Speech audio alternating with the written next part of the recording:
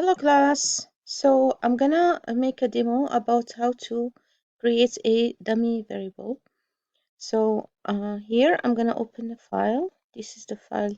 Uh, this file is called the GC Roslyn, and I can see here that the variables I have address. We're not gonna use that, but we do have location here, and that's categorical variable. So I will need to create a dummy variable for that.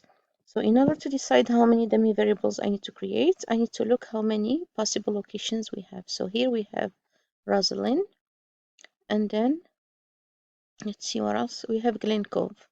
So since we have two locations, that means I'm gonna have to create 2 minus 1, which is one dummy variable.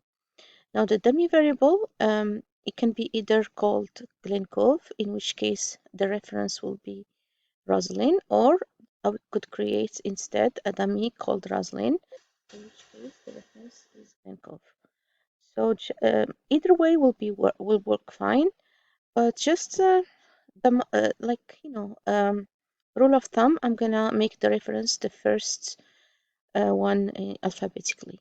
So Glencove will be the reference, and I will create a dummy variable called Rosalind. So in order to do that, I go to data and then recode to numeric. Then I'm gonna double click on the variable that is categorical, which is location. So that's what comes here. Record values in the following column in location. The method is record individual values. And since the dummy variable is called Rosalind, that means I want 1 when it's Rosalind and 0 when it's not Rosalind. So put here 0. Then at the end of the current worksheet where I'm going to have that dummy created, and then OK. So this is my dummy variable here. All I need now is to name it. Don't forget to name it because it's important. So this is the variable that is 1 when it is Rosalind. So I'm going to call this Rosalind.